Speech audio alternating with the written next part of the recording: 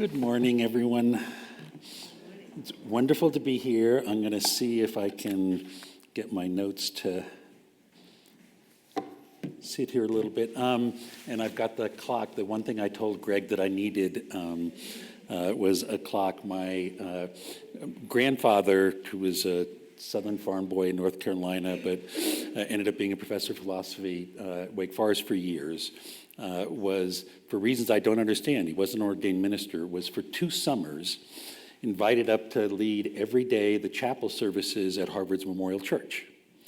I can't resist saying that when he learned I was going to Harvard Medical School, Granddaddy told me, Lachlan, those were just amazing summers there, but I have to say, during those 2 summers at Harvard, I never met so many people who seemed to know so much and understand so little. But what Granddaddy told me, why I'm so grateful for the clock there, was the Lord clearly understood Harvard and preachers and all that, because when I got up into the pulpit in Memorial Church each morning, very, very brief service, you're looking, and as big as a circle up to the top of the organ pipes is a clock. God is watching me and making sure that I have enough humility to stay within the allotted time. So I'm going to try to do that, including because I really do hope that after my relatively brief remarks now, that a number of you will join us after getting some refreshments for what Greg called conversation, Q&A, other things, and then we can talk more even after that, because we can be in touch now with Zoom land and other things like that. I want to start with gratitude. Just a few more words about gratitude. Dr. Schweitzer believed that gratitude and the spirit of gratitude for our own thriving was the most important thing in the world. He said people who understand themselves in life in a spirit of gratitude can understand everything. So I want to start with gratitude. Gratitude particularly to Greg, old friend, soulmate I first met 15 years ago when it was the 60th anniversary of 1949. With Greg and the people, wonderful people at the chapel, we did a number of things for that 60th anniversary. So thank you for inviting me. Nicholas and Heather, and Nicholas, slightly belated, happy 70th birthday. If you are seeing this, I will email you a birthday present, which is Dr. Schweitzer's remarks on how to stay young. So it's great to hear you are 70 years young, Nicholas, not 70 years old. And thank you for continuing and stewarding what Greg and Susan and so many people have done here. And I also want to express gratitude to Stephen Wickies, if I'm pronouncing his name right, because in centering myself for some reflections today, I watched for the 3rd or 4th time his extraordinary video. You can find it on YouTube. Why Goethe, why Aspen, why 1949? I'm not going to get into any of those themes, but I really encourage you to really understand why Aspen, why Goethe, why did people come here? What were they trying to do in 1949? So thank you to Stephen. What I'm going to do in the remaining time, the title that Greg and I agreed on was Reverence for Life in Aspen Today, is, if I'm successful at the end, we will understand more about what Albert Schweitzer even meant by reverence for life, because he really believed understanding that fully was the key to everything. And then with that understanding, start to be thinking. One of the things about Dr. Schweitzer is he didn't believe in telling anybody what to do. He believed in trying to help reawaken within them their spark, their individuality, what they cared about. He really believed in the theme for Greg next week, Know Thyself. If we really can step back, maybe with some prayer, quietly, and understand ourselves most deeply, that we will find our own native yearning to express reverence for life and live from that. But that only becomes actually real when we translate that into concrete activities or concrete acts of service, as Greg had in some of his readings. So the question is, the title for today is Reverence for Life in Aspen Today. You're not going to get the answer from me.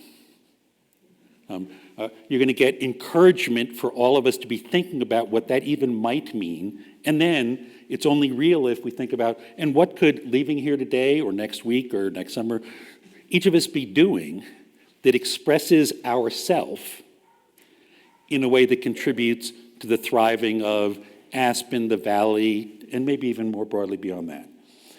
And then since, as Dr. Schweitzer taught,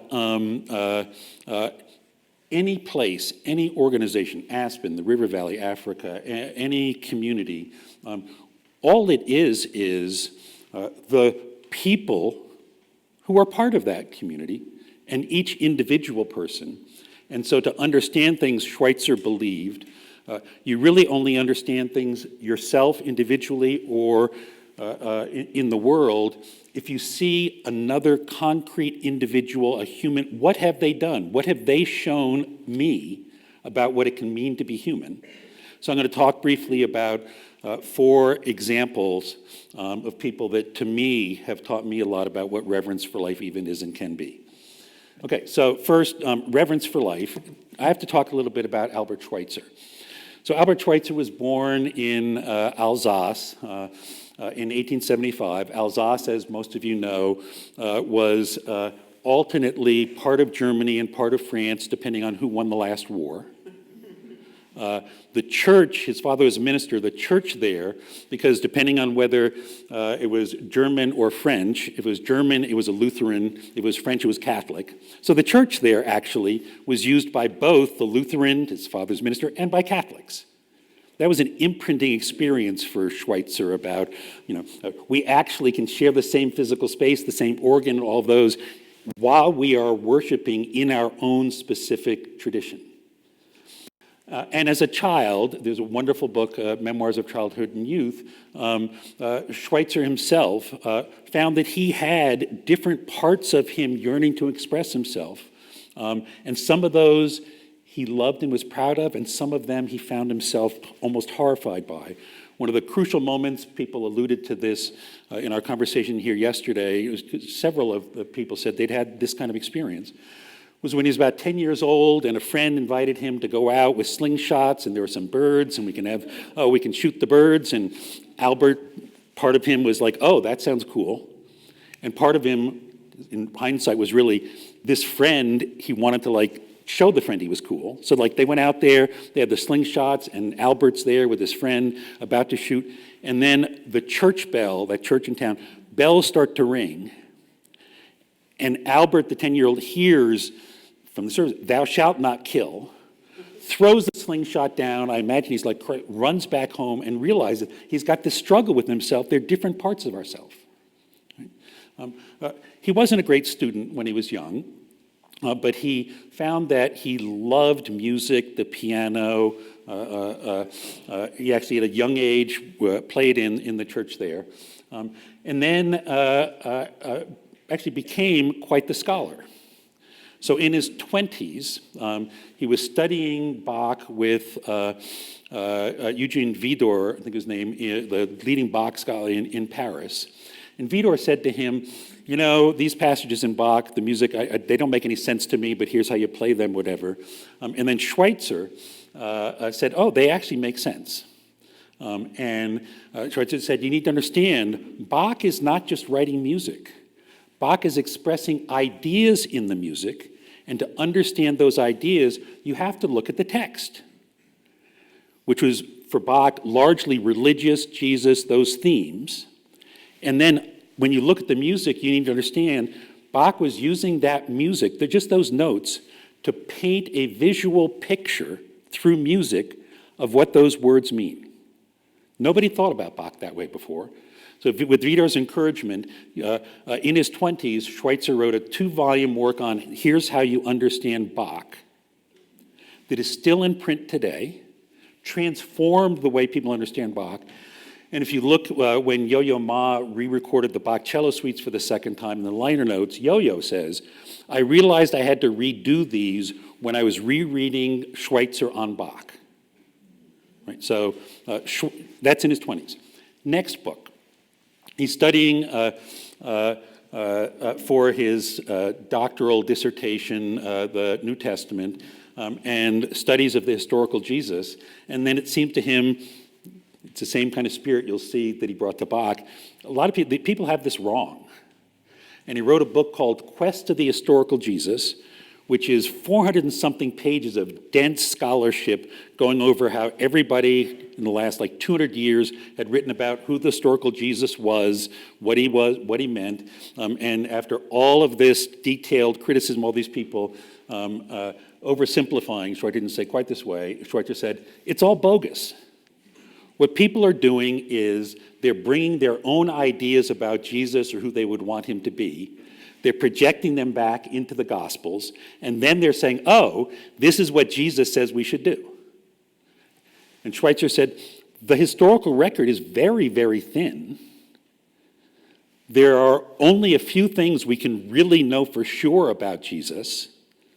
What radiates fully from that, however, is the Spirit. And then in the almost immortal last lines, after all of this, he said, if you want to know Jesus, then you need to actually do what Jesus did, which is go out to the people who are the outcast, who are the suffering, connect with them the way Jesus and his Spirit did, share in their tribulations, and in that process, you will experience and discover who he has a capital H, is present tense. And if you look at Wikipedia writing about this says, Schweitzer's work shut down the entire field of Jesus studies for decades.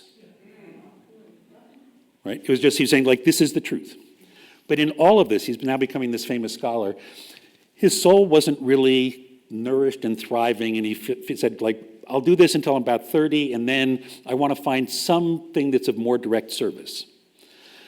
And just before his 30th birthday, he was then the dean of a divinity school in Strasbourg. He saw a bulletin from something called the Paris Missionary Society that had a mission in a place called Lambaréné in French Equatorial Africa. And they described the suffering there, the medical problems, and said, we need a doctor. And if anyone reads this and feels called to serve Jesus, please come be our doctor. And Schweitzer folded it up, said, this is it, and then started medical school at the age of 30, trained to be as a doctor, and then went to Africa. It's a longer story, I'll go over time if I say. But why did that resonate with him? Because in his 20s, his mother read the newspapers and other things, and there was a statue. Again, not an intellectual thing, a statue in Colmar, nearby town, of an African man. There's a fountain, an African man that just had Schweitzer captivated about this man and the face and the sorrow and the strength and all that. The sculptor of that, Bertoldi, later did a statue that some of you may have seen. It's in New York Harbor, the Statue of Liberty. But it was actually this aesthetic, I don't even know if that's the right word, experience that had Schweitzer captivated, and he wanted to learn more about Africa. And what he learned about Africa horrified him about what Schweitzer considered himself a white European Christian, and yet what had been done in Africa in the name of Jesus so horrified Schweitzer, he gave a sermon just before his 30th birthday. He hadn't told anybody else he was going to Africa except a woman, Helene Breslau, I'll talk about in a minute. And in that sermon, he talked about what he'd learned about Africa, the crimes that had blasphemed the name of Jesus, that had made a mockery of everything Europe says about human rights. And he concluded, if we understand this, and we consider ourselves Christian, for every crime that was committed, someone must go there and atone for that crime in the place it was committed. That is the only way we will heal. He didn't tell people he was going to do that himself, but that's what he did. So he went off to Africa with Helene Breslau, who I'll say a little bit more about in a few minutes. In 1913, they created this hospital. There was nothing there, things were promised. There was an abandoned chicken coop. They turned that into an operating room. They saw 2,000 patients in the first year. He was finding the meaning that he hoped for through service with his wife, Helene, who trained as a nurse. And then a year later, 1914, World War I broke out, thousands miles away. And Albert and Helene were German citizens. This was a French colony. They were the enemy. They were arrested. The hospital was closed because of war back in Germany. And Schweitzer at that point was in complete despair, and in complete despair about human civilization and about ethics. His first PhD dissertation was on Immanuel Kant, the great German moral philosopher. And yet Germany, the country of Kant, was slaughtering human beings by the tens of thousands. So clearly Immanuel Kant's philosophy had had no traction. Germany was also the country of Luther. Schweitzer was a Lutheran minister. And the churches were impotent to do anything about mitigating that slaughter.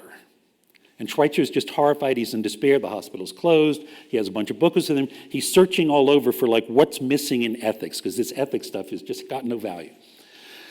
He was allowed to go out in the river because there was a wife of a white missionary that needed medical care. And so out on the boat in the river, a long journey there, as he's scribbling, he's out in nature, the broad Ogowé River, and he just finds himself an experience people have regularly here in Aspen, in the mountains. He just finds himself overwhelmed and captivated by the beauty, the power. He passes some hippopotamuses. There's a baby hippopotamus. The vulnerability. He's just kept and flashes into his mind. In English, we say this phrase, reverence for life. But actually, that's English. That wasn't the phrase that flashed into his mind. The phrase that flashed into his mind was Ehrfurcht, a German word, that's for der Leben, life. That German word, Ehrfurcht. Interestingly, even though for the rest of his life he often said this idea is really just the gospel, the ethic of love of Jesus extended to all of God's creation. So Rachel Carson dedicated Silent Spring to Schweitzer. Actually, he explained just before that phrase flashed into his mind, what was he thinking about? Not Goethe, not the Buddha. Right? So for him, this phrase was universal in different words, different language, but what did it really mean? So this phrase, in Schweitzer's mind, Ehrfurcht vor dem Leben, is actually echoes Immanuel Kant's most famous phrase, which is, in English, two things Kant wrote fill the mind with awe and wonder. They fill the mind the more deeply one reflects on them. Right? It's not an instant. Two things fill the mind, and the mind for Kant was not just an intellectual thing, it was the whole spirit. With awe and wonder, the starry heavens above and the moral law within. But it was this awe, Ehrfurcht, and this word reverence for life. English is misleading because it's actually, the German word means before life. So it's not reverence or awe for the starry, it's I'm beholding the starry heavens, I'm beholding, and then I'm in awe and wonder. When Schweitzer wrote his third doctoral dissertation, it was a psychiatric study of Jesus, because what he'd written about Jesus had people say, oh, maybe this guy was crazy, right? He believed the world was going to end, whatever. And Schweitzer says, because serious people have raised serious questions, we need to take them seriously. And wrote, is there evidence that Jesus was mentally deranged? And what he writes there was, as awkward as those questions are, we have to take them seriously because reverence for truth must be exalted above all else or we lose everything. So truth, right? Elaine in 2 weeks is going to talk about the gospel of truth. For Schweitzer, truth, for Schweitzer was crucial. But out on the river that day, he realized it's not awe and wonder at starry heavens. that's deepest. It's not awe and wonder at moral laws. It's not even awe or wonder at truth. It's awe and wonder at life. And just the beyond words miracle, like, I am alive. And then because we have and all around me is other life. And that is the fundamental fact of being human, is we're able to be aware of that, in awe of that, but then the wonder part, and then curious about who am I, right? And who or what are all of these other lives? And then, as a doctor, because that was his job, they allowed him to see some more patients. What Schweitzer believed and experienced in himself is, this is not a philosophy, a theory, that was a kind of mistaken understanding. Said, this is the fundamental fact of what human nature is, our capacity to experience, be in awe of, be curious about, and then act out of this Ehrfurcht, this awe, this capacity that we have. And it's easy and natural. It just comes to us. No healthy, almost any human being seeing a beautiful baby. It's not an emotion. It's just, that's what we experience. And if that baby's in trouble or danger, we're not thinking, oh, pros, just, we have this yearning to support that life. It's also true for any cute animals, into animals in nature and like puppy. I mean, it's just, that is who I most deeply am. And Schweitzer believed, when we connect with this, when we act on this, and when we find we've been helpful to that life, and it can be another life, it can actually be to my own life. I realize I've actually helped myself blossom. He often talked in nature, I love the flowers, just it's about blossoming, and myself blossoming in ways others can blossom. We have the deepest satisfaction and happiness that we can have. And because of our minds, our reason, for Schweitzer at the hospital, a patient comes with Hansen's disease, leprosy. At an emotional level, I just recoil, right? Just like, oh God, that's... But I take a deep breath and I realize this life has the same yearning and wonder and beauty. And then, particularly when that is life that others are stigmatizing, excluding, and I realize I can be helpful, I really matter, that's the most deeply satisfying thing. And then what Schweitzer would have said about Reverence for Life in Aspen today, said, nobody needs to bring Reverence for Life to Aspen or the Valley. It's in every single person in the Valley. I heard yesterday about 400 nonprofit organizations and thousands of people doing all of these things. When Schweitzer discovered Reverence for Life, he actually, it reminds me when people say Columbus discovered America. Sorry, America was here, right?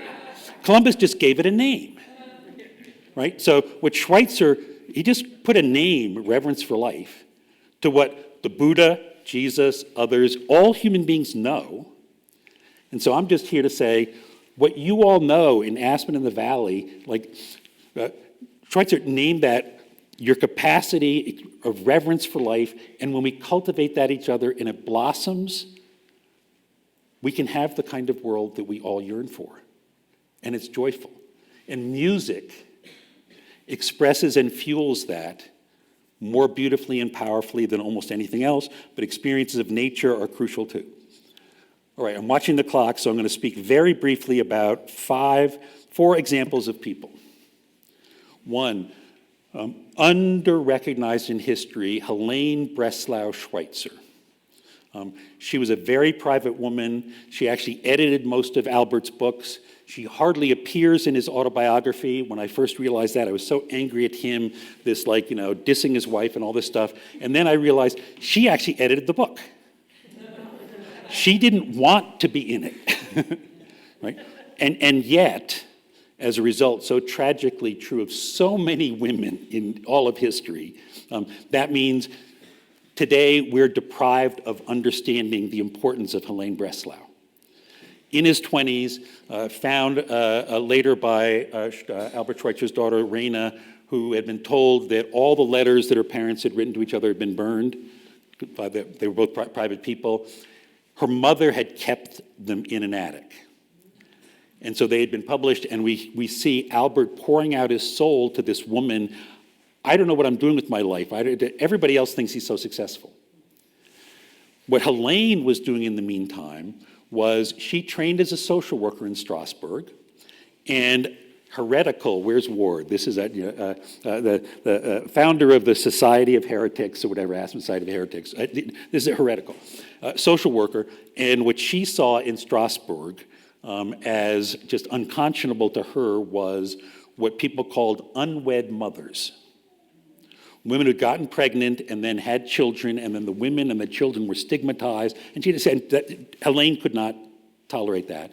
So she trained as a social worker, started caring for them, treating them with respect and dignity, and then got the city of Strasbourg, this is like 1906, to create a program to treat these people with dignity.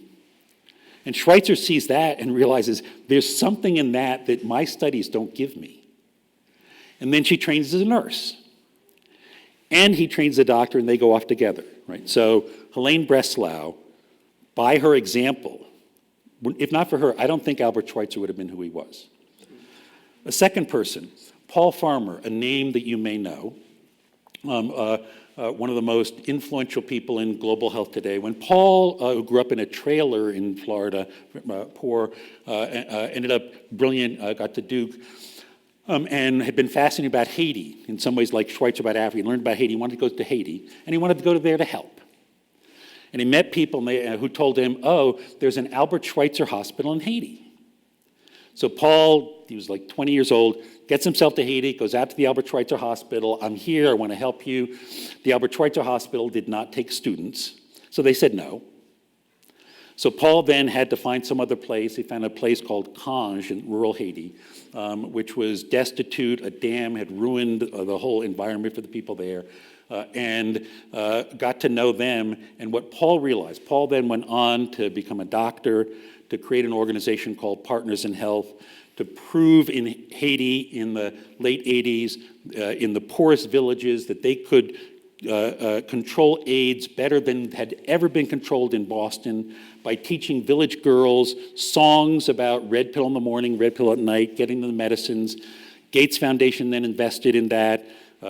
Paul's partner, Jim Kim, then became in charge of all AIDS programs for WHO. But kind of the rest is history. But it started with like a young person student who was just intrigued, and then how can I help?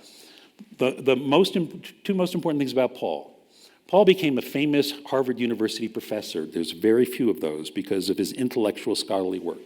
But Paul always said, I learned almost everything important from the people of Haiti.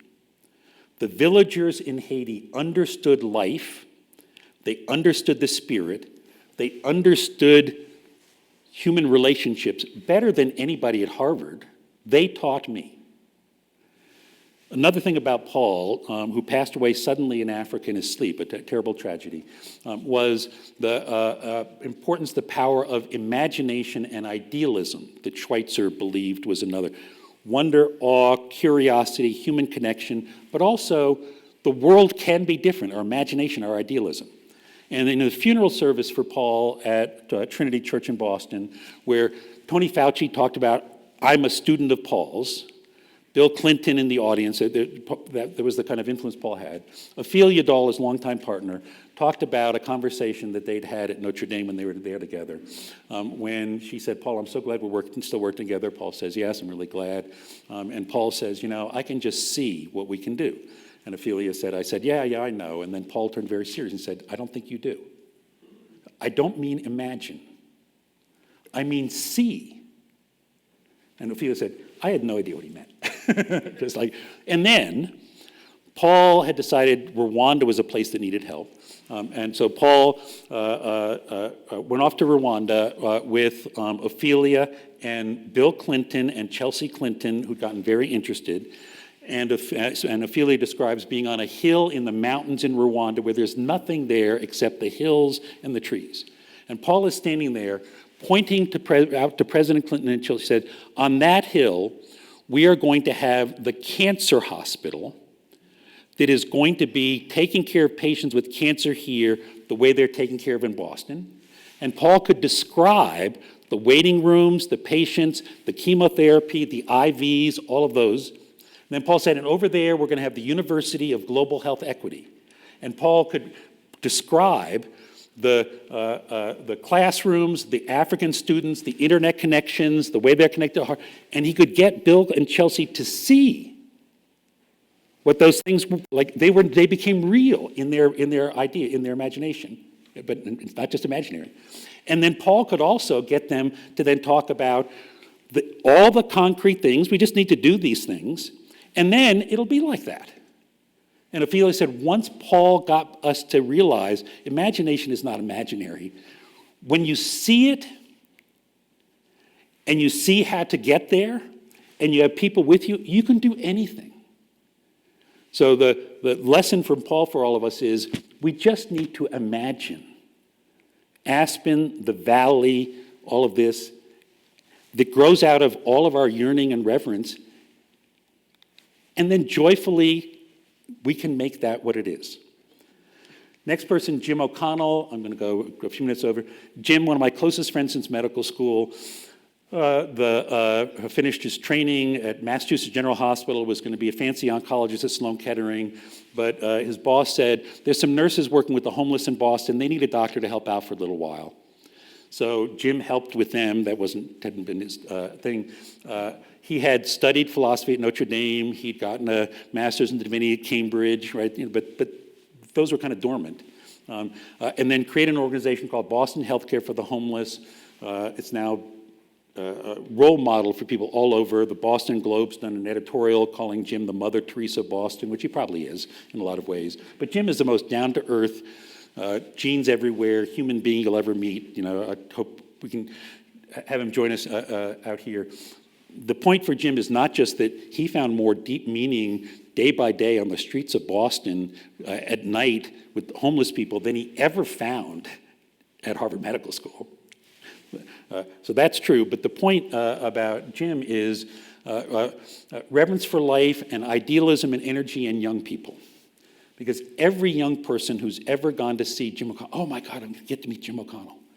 And they go to see Jim, and they come back so inspired. It's just like, and if I've been the person who introduced them, like, they're so grateful to me because they got to meet Jim O'Connell, and he was so amazing. What they don't know, but Jim's one of my closest friends for years, and Susan knows Jim well, is at least half the time, before they knocked on Jim's door, Jim was having a bad day or a tough day, and things weren't working out, or somebody had died on the streets or whatever, and Jim's like at a low point. And then Jim opens the door, and there's this young person with this excitement and energy and all of that, and that just reawakens Jim. And then the young person thinks, oh, I got this from Jim. The young person doesn't know. I brought this to Jim. I re-sparked Jim. It's a circle. So the kids who are downstairs, the kids whatever, who are the future of Aspen and the Valley, they not only need us and the joy we have of investing in them, they're the greatest source of our own energy. Last person, Dr. Anatol Manzi, who was actually here in Aspen in July. Anatol, he's known as Manzi, grew up in a rural village in Rwanda. He was 13 years old at the time of the genocide. His dad was Hutu, his mom was Tutsi. His dad was murdered. This is a village, his mom then has 5 orphan kids, I think it's 5, and you can just imagine. His mom's brother, uncle, lives in Kigali, the capital city, says, how can I help? And she says, take Manzi. I don't know what to do. So it takes Manzi to Kigali, the capital city. Manzi trains as a social worker, starts working with people with HIV/AIDS in Rwanda, and then, because Paul Farmer, meets Paul Farmer, who I mentioned before. Manzi will tell you how Paul changed my life. Paul's energy, his vision inspired me and all that. If Paul were with us today, I knew Paul since he was medical. Paul would say, actually, Monzi inspired me. I saw Monzi. Can you imagine 13-year-old genocide, losing your parent, whatever, and what Monzi was doing? So it was a sort of bidirectional. Monzi, I'm ending with because before I got to know him, the Aspen Institute has a New Voices Fellows program for promising young people in Africa. Monzi was one of those. He's now an Aspen New Voices Senior Fellow. He was here for the Resnick Senior Fellows week in July, overlapping when I was here. When I met him downtown for first evening, he was looking up at the hills, and he said to me, "This reminds me so much of Rwanda." Right? I mean, the wealth, all that, like, and I said to him, I love that because when people from Aspen one day visit you in Rwanda, they're going to look around and say, this reminds me so much of Aspen.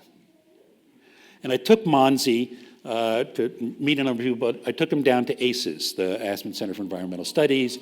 They gave us a little walk there, and Monzi loved this, and he says, oh, the way they do walks, whatever, we're going to start in Rwanda, we're going to call friendship hikes. His home village, which still doesn't have drinking water, but he's working on that, is less than an hour from the Diane Fossey Gorilla Respite Sanctuary.